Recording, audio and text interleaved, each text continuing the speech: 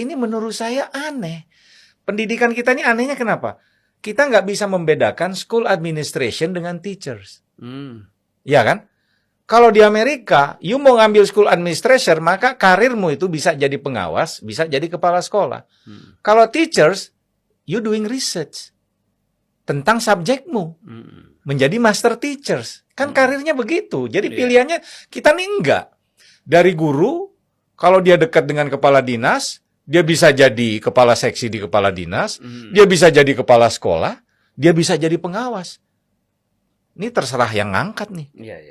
Kita nggak punya Bang kayak begitu, pemisahan itu.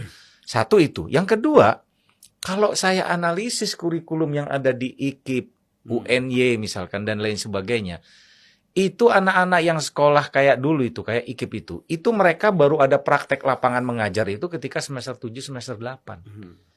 Ini aneh. Di Finland, di negara-negara maju, orang belajar pedagogis itu semester 2, 3 itu udah bikin riset ke sekolah. Dia nggak diem di kampus.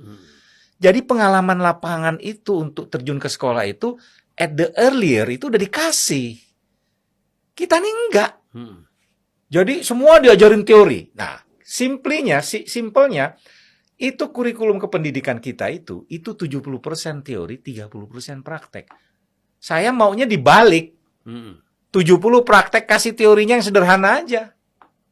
Jadi stagnannya itu di situ itu sehingga misalkan sistem. Jadi bayangkan guru sudah 5 tahun, calon guru ini kuliah sudah 5 tahun, dia lulus dari tarbiyah misalkan, lulus dari IKIP, dia ngambil IPS, dia ngambil biografi. Begitu dia mau jadi guru, dia harus punya sertifikat lain.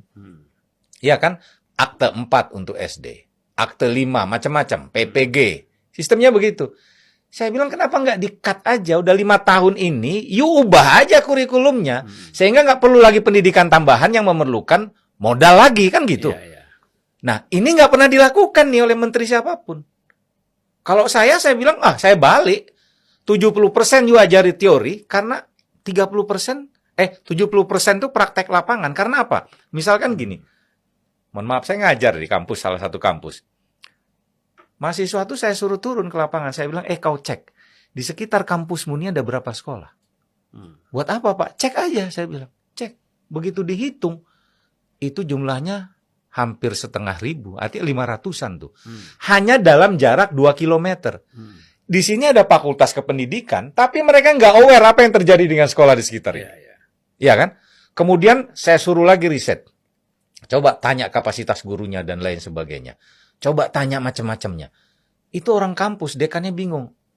Mas Bedowi, ini anak baru semester 2. Kenapa harus turun ke lapangan? Saya bilang aneh ini orang.